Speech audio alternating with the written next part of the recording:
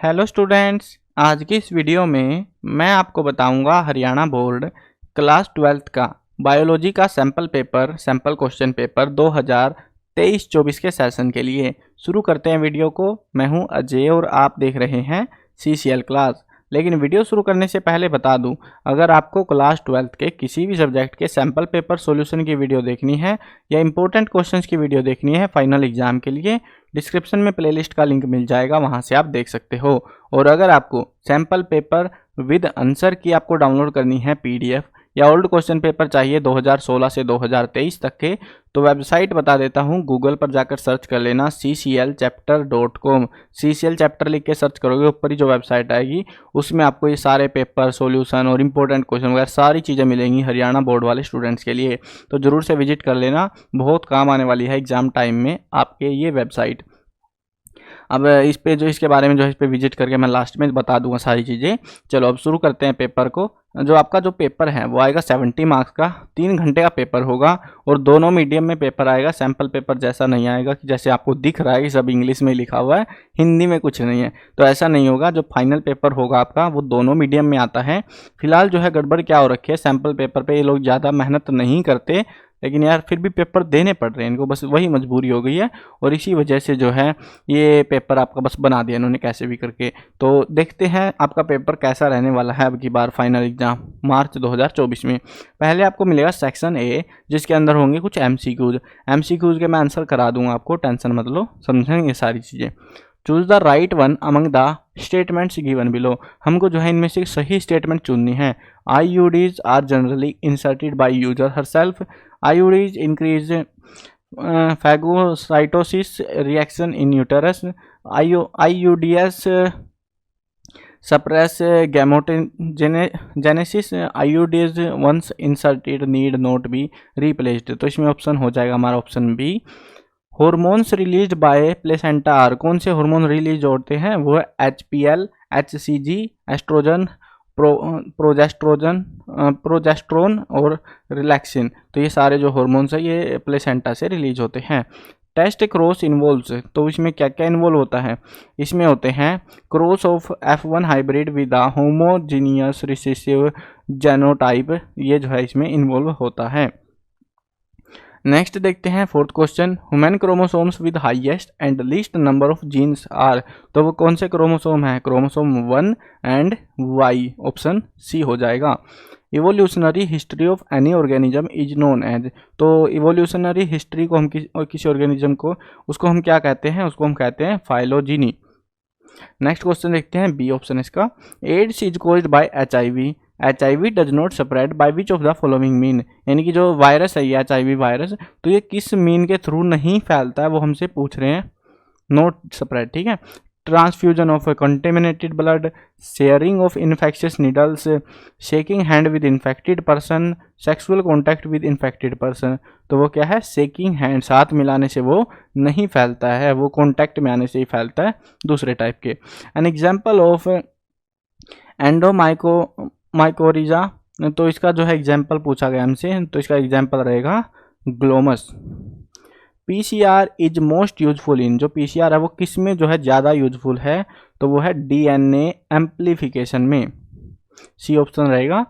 ट्रांसजेनेटिक animal has, एक ट्रांसजेनेटिक animal में क्या होता है? तो उसमें होता है foreign DNA in its cells. Next question देखते हैं। क्वेश्चन है protozoan reproduce by binary fission, what will be the number of protozoans after 6 generation. 6 generation के बाद कितने होंगे नंबर? 64। Interaction between fig tree and wasp is, तो उसके बीच में जो इंटरेक्शन है उसको हम क्या कहते हैं? Mutualism. Red data book contains, ये जो रेड डाटा बुक है इसमें क्या होता है? इसमें यूजफुल प्लांट होते हैं, useful animal, endangered species both A and B.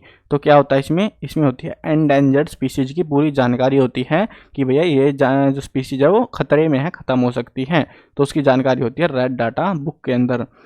Which of the following is a false fruit, इनमें से कौन सा झूठा फल है? तो वो कौन सा है इनमें से? वो है apple. Sickle cell anaemia is an example of, तो वो किसका एग्जाम्पल है? Point mutation, autosomal recessive disorder, Mendelian disorder, all of these. तो क्या है? All of these. 14th question है जो हमने देखे अभी तक। 14 जो है ये MCQ टाइप के क्वेश्चंस थे। इसके बाद आपको जो है न्यू बेस्ड क्वेश्चंस मिलेंगे जो कि है CBSE पैटर्न इंस्पायर्ड क्वेश्चंस, और जो कि थोड़े से नहीं उससे ज़्यादा डिफिकल्ट होने वाले हैं। सोच समझ के आपको अटैम्प्ट करने पड़ेंगे। इस टाइप के जो क्वेश्चन है आपको 4 क्वेश्चन मिलेंगे 1-1 नंबर के, टोटल 4 मार्क्स के ये क्वेश्चंस रहने वाले हैं। क्वेश्चन का पैटर्न समझो, अच्छे से समझना ध्यान से, आपको सारी चीज़ें क्लियर हो जाएंगी कैसे उसको अटैम्प्ट करना है। आपको जो है 4 ऑप्शन दिए जाएंगे। एक में जो है A ट्रू होगा, R फॉल्स होगा, एक में A फॉल्स होगा और R जो है यहाँ पे ट्रू होगा। और 2 स्टेटमेंट में जो है क्या होगा, A और R दोनों ही ट्रू होंगे। एक में होगी R की करेक्ट एक्सप्लेनेशन, राइट एक्सप्लेनेशन, एक में नॉट राइट एक्सप्लेनेशन। अब जो है इसमें आपको डिसाइड करना पड़ेगा पहले तो कि भैया कोई स्टेटमेंट जो दी गई है क्या वो गलत तो नहीं है कोई सी। अगर गलत है तो आप बच गए, गलत नहीं है, दोनों स्टेटमेंट सही हैं, तो आप थोड़े दुविधा में अटक चुके हो, क्योंकि अब आपको डिसाइड करना पड़ेगा एक्सप्लेनेशन राइट है या फिर नहीं है। उसके लिए आपको जो है ये देखना है कि दोनों में आपस में कोई रिलेशन बन पा रहा है या फिर नहीं बन पा रहा है। यानी कि अगर हम सवाल बनाते हैं उस क्वेश्चन पे, असर्शन A पे, तो क्या वो R रीजन सेटिस्फाई कर पा रहा है या फिर नहीं कर पा रहा, वो चीज़ आपको फिर देखनी पड़ेगी। क्वेश्चन समझते हैं, क्वेश्चन करते हैं, फिर आपको अच्छे से क्लियर होंगी ये चीज़ें। देखो एक असर्शन दे रखा है हमको, a community constitute the biotic component of ecosystem. एक कम्युनिटी में जो है बता रहे हैं कि ऐसे जो है कॉन्स्टिट्यूट होता है बायोटिक कंपोनेंट ऑफ इकोसिस्टम का। क्या ये जो स्टेटमेंट दी गई है हमको ये सही है? Yes, it is true. उसके बाद हमको दिया है रीजन। रीजन में देखना है different type of organisms that is plant animal together makes a community. तो ये बोल रहे हैं कि दोनों मिलके जो है एक कम्युनिटी बनाते हैं, प्लांट और एनिमल्स। तो क्या ये बात सही है? ये भी बात सही है। अब हमको देखना है, ये तो हम अटक गए भाई, गलत तो कोई सा निकला नहीं, तो अब हमें देखना है करेक्ट एक्सप्लेनेशन है या फिर नहीं है। अगर हम यहाँ पे देखें कि कम्युनिटी जो है बायोटिक कंपोनेंट की बनी होती है इकोसिस्टम में, अगर हम पूछे कौन से बायोटिक कंपोनेंट जो है वो है, यहाँ पे इन्होंने बताया भैया प्लांट एनिमल की बनी हुई है वो सारी कम्युनिटी। तो क्या ये लॉजिकल जो इन्होंने दिया है लॉजिक हमको, ये सही है? बिल्कुल सही है ये लॉजिक भी इनका। तो इस वजह से हमारा जो है ऑप्शन हो जाएगा राइट एक्सप्लेनेशन वाला ऑप्शन A। अब एक चीज़ और बता देता हूँ, बहुत सारे स्टूडेंट को हेल्प करेगी अगर उनको कुछ ज़्यादा समझ नहीं आता, मतलब कन्फ्यूजन हो जाता है क्वेश्चन को मैच करने में कि भैया मैच होगा कि नहीं होगा। तो देखो अगर दोनों स्टेटमेंट सही है तो आपके 99% चांस होंगे कि आपका आंसर सही होगा करेक्ट एक्सप्लेनेशन और नॉट करेक्ट एक्सप्लेनेशन में, अगर दोनों में जिस टॉपिक की बात हम कर रहे हैं दोनों में कॉमन है। जैसे इसमें किसकी बात कर रहे हैं? एक कम्युनिटी की बात कर रहे हैं जिसमें इकोसिस्टम होता है, और यहाँ पर भी किसकी बात कर रहे हैं हम? कम्युनिटी की ही बात कर रहे हैं। दोनों में कॉमन वर्ड मिलेगा, मेन जो टॉपिक होगा उस पे के ऊपर, और उस अगर दोनों में कॉमन है तो most of the time 99% surety है कि वो जो है आपका करेक्ट एक्सप्लेनेशन होने वाला है। ठीक है, ये चीज़ ध्यान रखना। अगर आप कंफ्यूज हो जाते हो तो ये मेथड अप्लाई कर सकते हो एग्जाम में। चलो नेक्स्ट देखते हैं। असर्शन A दे रखा है हमको, chemical pesticides are comparatively hazardous than bio pesticide. बोल रहे हैं कि ज़्यादा खतरनाक होते हैं केमिकल पेस्टिसाइड बायो पेस्टिसाइड के कंपेरेटिवली। अब क्या ये बात सही है? तो बिल्कुल सही स्टेटमेंट है। दूसरा पॉइंट दिया है इन्होंने, रीजन दिया है bio pesticides degrade the environment quickly. ये बोल रहे हैं कि बायो पेस्टिसाइड जो है एनवायरनमेंट को जल्दी से खराब कर देते हैं। क्या ये आपको लग गया? झूठ बोल रहे हैं हमको, है ना? ऐसा नहीं होता, केमिकल करते हैं वो तो, बायो वाले थोड़ी ना करते हैं। इनकी ये वाली स्टेटमेंट गलत है। आर गलत है, ए सही है। आ जाओ देखते हैं। A is true, R is false. ठीक है, हो गया हमारा। कितना आसान था अगर हमें गलत पहचानना आ गया। बहुत ही समझदारी से क्वेश्चंस अटैम्प्ट करने पड़ेंगे। जल्दीबाजी में इन क्वेश्चंस को बिल्कुल अटैम्प्ट करने की कोशिश मत करना, गलती करके आ जाओगे नहीं तो। नेक्स्ट क्वेश्चन देखते हैं। One enzyme hypothesis is applicable universally. ये जो हाइपोथेसिस है ये वाली, ये जो है यूनिवर्सली यानी पूरे दुनिया में जो है अप्लाई हो सकती है कहीं भी। तो क्या बात सही है? झूठा कहीं का, ऐसी नहीं होती। अब हमें फालतू दिमाग नहीं लगाना, लेकिन आपको कन्फर्म होना चाहिए कि भैया ये जो इन्होंने बोला है ये गलत है, मतलब आप सही हो कि ये गलत ही है, ऐसे डाउट में मत रहना फिर। तो इन्होंने जो स्टेटमेंट दी है वो गलत है। मोर कन्फर्म के लिए आप देख सकते हो कि दूसरी स्टेटमेंट सही होनी चाहिए, जैसा कि ऑप्शन में बताया गया है।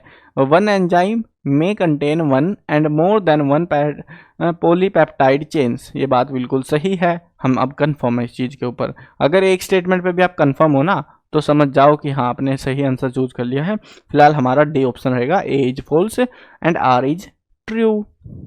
नेक्स्ट क्वेश्चन देखते हैं, 18th क्वेश्चन इस सेक्शन का।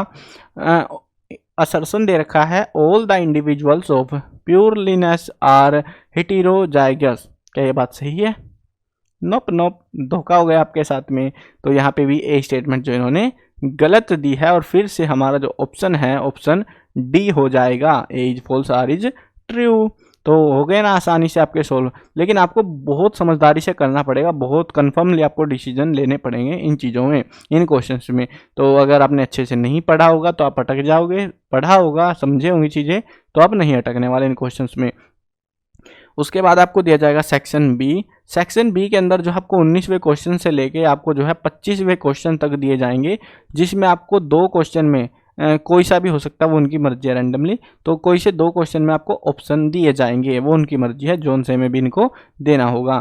अब देखो इनके मैं आंसर इसीलिए नहीं करा रहा इन क्वेश्चंस के, क्योंकि एक तो आपका टाइम वेस्ट होगा और आपको सीधा याद ही करना है। बायोलॉजी में ऐसा नहीं है कि मैं बता दूंगा और आपको इंस्टेंटली याद रह जाएंगे वो चीज़ें। तो इसके लिए आप क्या करना, आप आंसर की डाउनलोड कर लेना और बता दूंगा वीडियो के लास्ट में कैसे डाउनलोड करनी है। और आंसर की से आपको सारे क्वेश्चन, जितने भी क्वेश्चन है इस पेपर में, सारे क्वेश्चन के आंसर आपको लिखे हुए मिल जाएंगे बाकायदा PDF में, ठीक है। तो आपको फिर दिक्कत नहीं आएगी पढ़ने में। और साथ में मार्किंग स्कीम वगैरह भी बता रखी है उसमें कि कितने मार्क्स का कौन सा टॉपिक कैसे रहता है, वो सारी चीज़ें उसमें क्लैरिफाई करी हुई है। अब फिलहाल देखते हैं, आगे बढ़ते हैं सेक्शन सी पे। अब सेक्शन सी में जो है हमको यहाँ पे क्वेश्चंस जो मिलेंगे, इनमें एक क्वेश्चन ये वाला और एक ये, 2 क्वेश्चंस में कोई से भी रैंडमली 2 क्वेश्चन में हमको यहाँ पर भी ऑप्शन दिए जा सकते हैं। अब हम आगे बढ़ते हैं सेक्शन डी पे। ये वाले क्वेश्चंस बहुत काम के हैं क्योंकि ये वाले भी न्यू पैटर्न पे आए हुए हैं। हाँ सही बात, सही समझे बिल्कुल। हाँ डिफ़िकल्ट रहने वाले हैं, लेकिन ये मत सोचना जैसे कि भैया असर्शन वाले क्वेश्चन है हम तो डर गए उन क्वेश्चन को देख के, क्या हम इसमें भी हमारा यही हाल होने वाला है या फिर नहीं। देखो आपको इस चीज़ में बता देता हूँ मैं, आपको जो है 2 केस स्टडी बेस्ड क्वेश्चन दे रखे हैं यहाँ पे, ठीक है। और उसके बाद आएगा सेक्शन ई, आपका केस स्टडी बेस्ड क्वेश्चन कराऊंगा, टेंशन मतलब इनको समझाऊंगा मैं अच्छे से। उसके बाद सेक्शन ई आएगा जिसके अंदर आपको जो है बड़े क्वेश्चन मिलेंगे, लॉन्ग क्वेश्चन, और उनमें आपको ऑप्शन दिए जाएंगे, ठीक है। यहाँ तक आपका जो है पूरा पेपर रहने वाला इतने तक में। अब ये जो है डायग्राम दे सकते हैं, जो इनकी मर्जी है, क्वेश्चन है सिंपल ये। तो ये क्वेश्चन से आपको यहाँ पे दे रखे हैं। अब जो है केस स्टडी बेस्ड जो क्वेश्चन है वो होंगे आपके टोटल कितने नंबर के होंगे ये, 8 नंबर के होंगे टोटल, 8 मार्क्स के, जिसमें 4 मार्क का एक क्वेश्चन आपका रहने वाला है, ठीक है। और शायद इन्होंने ऊपर बताया, हाँ बताया है नहीं, क्या बात है, और क्या ही जानने को हम इंटरेस्टेड रहते हैं ना। चलो कोई बात नहीं। अब देखो यहाँ पे जो है आपको करना क्या है, इन क्वेश्चंस को अटेम्प्ट कैसे करना है आपको जो है इसमें, हाँ इन्होंने यहाँ पे बता रहे थे, देखो 2 नंबर का ये वाला क्वेश्चन रहेगा, 1 नंबर के शुरुआती क्वेश्चंस आपके रहेंगे। इसमें आपको करना क्या है, इस पहरे को आपको अटेम्प्ट कैसे करना है, क्या इनके आंसर जैसे इंग्लिश में होते हैं वैसे अनसीन पैसेज दे रखा है हमको ऊपर और इसमें से आंसर ढूंढने हैं? नहीं, अगर आप ऐसा सोच रहे हो तो ऐसा नहीं होने वाला। लेकिन ऐसा भी नहीं है कि बिल्कुल आंसर नहीं मिलेंगे आपको, यहाँ पे 50-50 चांस है, मतलब इनकी मर्जी है भाई। इनके जो क्वेश्चन जो नीचे पूछे जाएंगे हो सकता है उनके आंसर इसी में मिल जाएं, हो सकता है ना भी मिले। लेकिन इसमें जो पहरे में जो बात हम करेंगे, जिसके बारे में बताएंगे, ये क्वेश्चंस उसी टॉपिक के रिगार्डिंग रहने वाले हैं जो इसके ऊपर बात करेंगे हम। जैसे यहाँ पे देखते हैं, overall ability to fight the disease causing agent is called immunity. बीमारी से लड़ने की क्षमता को इम्यूनिटी बुला रहे हैं। It is of 2 type, 2 type के होते हैं भाई ये, one is of non specific type and another is of specific type. 2 टाइप की इन्होंने बताई है, एक नॉन स्पेसिफिक टाइप, एक of specific type. Immune response is specific type of immunity is because of 2 type of lymphocyte, जो भी है ये स्पेलिंग। तो इसकी वजह से 2 टाइप के होते हैं ये, इसकी वजह से इम्यूनिटी होती है। One of these cells produce protein bodies called antibodies. कुछ प्रोटीन बॉडीज बनती है जिनको हम एंटीबॉडी बुलाते हैं। विच काउंटरएक्ट द पैथोजन, जो कि काउंटरएक्ट करते हैं, मतलब उसके विरोध में काम करती हैं। When a host is exposed to antigen, antibodies are produced in its body। जब पता लग जाता है होस्ट को कि हाँ कुछ घुस गया शरीर में वायरस वगैरह, तो ये एंटीबॉडीज बननी शुरू हो जाती हैं। Performed antibodies are administered to develop immunity in some cases. Sometimes immune system shows exaggerated response to certain antigen. These antigen are called allergen, और जो कुछ स्पेसिफिक केसेज में जो है अलग ही केस सिनेरियो दिखाता है जिसको हम एलर्जन बुला रहे हैं। मतलब एक ओवरऑल हमको समझ आ गया, हम इम्यूनिटी सिस्टम के ऊपर बात कर रहे हैं। अब जो क्वेश्चन है वो देखो आप कैसे क्वेश्चन है, व्हाट आर इंटरफेरोन। अब देखो अगर आप ध्यान दोगे इंटरफेरोन यहाँ पे पूरे पहरे में हमने कहीं पर भी डिस्कस शायद नहीं किया है, कहीं पे ढूंढते हैं देखते हैं तो आपको यहाँ पे इंटरफेरोन नहीं मिलेगा मोस्ट प्रोबेबली शायद से, क्योंकि हमने ऐसा कोई वर्ड पढ़ा ही नहीं है। हाँ बिल्कुल नहीं पढ़ा। तो हमसे पूछ रहे हैं इंटरफेरोन्स क्या होते हैं। अब ये इंटरफेरोन कब पढ़े थे आपने, किताब में, है ना, लेकिन ये पहरा किस काम आया, किसी काम का नहीं है। तो डायरेक्ट पूछ लेते तब भी कुछ फर्क नहीं पड़ने वाला था। चलो मैं बता देता हूँ, interferon are the protein that activate the immune system and help to destroy the tumours. तो इनको हम कहते हैं इंटरफेरोन, ठीक है। Name the antibody found in colostrum. Colostrum में जो एंटीबॉडीज पाई जाती हैं उसके नाम बताने हैं, तो वो है LGS, ठीक है, सॉरी क्या बोल दिया मैंने, LG और G, ठीक है। एल है क्या, या आई आपके जो है एंटीबॉडी है, या आई होगा मोस्ट प्रोबेबली, तो IgG होता होगा। तो जो भी है इस टाइप का कुछ नाम आपका। अब देखते हैं उसके बाद में name the lymphocyte that produce antibodies. अब हमको उनके नाम बताने हैं, तो यहाँ पे हम बता सकते हैं उनके नाम, जो भी नाम है, जैसे कि बी लाइफोसाइट प्रोड्यूस एंटीबॉडीज। अब जो कि इन्होंने मोस्ट प्रोबेबली हमको नहीं बताए हैं, तो ये वाला जो क्वेश्चंस है ना एक्चुअली में हार्ड भी हो सकता है या फिर कह सकते हैं नॉर्मल भी हो सकता है, वो उनकी मर्जी है। अभी फिलहाल हमारे सिनेरियो में एक भी क्वेश्चन इस वाले पहरे में से हमको हेल्प नहीं कर पाया, लेकिन हाँ इसने हमको बताया इम्यूनिटी के बारे में चौचले पढ़े और फिर भी हमको अपने आंसर खुद ही बनाने पड़ गए। लेकिन बहुत केसेस में ऐसा भी हो सकता है कि एक आध क्वेश्चन आपको इसमें से देखने को मिल जाए और ना भी मिले। चलो आगे बढ़ते हैं, अगले पहरे को ट्राई करते हैं। यहाँ पे देखो एक्टिव इम्यूनिटी और पैसिव इम्यूनिटी के बारे में पूछ रखा है यहाँ पे, लेकिन आपको जो है ना टर्म जो इन्होंने बोला है ऊपर उससे रिलेटेड टर्म्स मिलेंगी, ऐसा नहीं है कि कुछ भी ये पूछ लेंगे। अब फिलहाल इस वाले केस में देखते हैं, जैसे कि यहाँ पे क्वेश्चन पूछा है इन विच ईयर। ईयर तो यहाँ पे पूरे पहरे में ही नहीं दे रखा, लेकिन फिर भी पूछ लिया। The family planning programme was initiated, कब हुआ था, 1952 में। तो ऐसे जो है आपको अब यहाँ पे ऊपर पढ़ोगे तो मिलेगा नहीं, लेकिन आपको एक ओवरव्यू मिल जाता है बस। ये कुछ हेल्प वेल्प नहीं करेगा। तुम सोच रहे हो भाई मस्त काम हो गया, केस स्टडी वाले आसान क्वेश्चन है, कुछ केस स्टडी नहीं है, सीधा सीधा पूछ लेते तब भी फर्क नहीं पड़ने वाला था आपको, और घबराना भी नहीं है। कहीं तुम सोचो पता नहीं सर क्या पूछ लेंगे हमसे, ऐसे तो हमारे गड़बड़ मामला हो जाएगा। देखो ये वाले जो पहरे हैं ना तो किसी काम आने वाले हैं आपके, और कहने की बात है भाई कि काम आएंगे, टीचर्स ने बताया होगा आपको कि ऐसे ऐसे क्वेश्चंस आएंगे आपके पास में, तो आपको क्लैरिफाई हो गया है कैसे क्वेश्चंस आ रहे हैं। आपको सीधी बात यह है, आपका जो ये पहरे दिए गए हैं इनको पढ़ो ना पढ़ो, समझ में आए ना आए ज़्यादा फर्क नहीं पड़ता। टर्म्स आपको स्पेसिफाइड होनी चाहिए कि इंटरफेरोन क्या होते हैं, एंटीबॉडी क्वेश्चन में कौन सी मिलती है। तो ये टर्म जो है छोटे छोटे क्वेश्चंस हैं, ये आपको स्पेसिफाइड होने चाहिए, तभी आप इनको अटेम्प्ट कर सकते हो। ये वाला ज़्यादा हेल्प नहीं करेगा, थोड़ी बहुत कर देगा एक ओवरव्यू देने के लिए, कुछ टर्म आपको याद दिलाने के लिए, बट ज़्यादा कुछ याद नहीं कराने वाला ये, और ना ही इसमें से कोई ज़्यादा क्वेश्चन मिलने वाले हैं। और एक और चीज़, बड़ा क्वेश्चन तो इसमें से श्योरली बिल्कुल नहीं मिलेगा, छोटा क्वेश्चन मिल भी गया किस्मत की बात है, बट उम्मीदें मत लगाना इस चीज़ की, ठीक है। तो सिंपल सी बात ये है, छोटे क्वेश्चंस को कर लेना मेन मेन टॉपिक्स के। चलो आई होप समझ में आ गया होगा। ऐसे क्वेश्चन आपके रहने वाले हैं।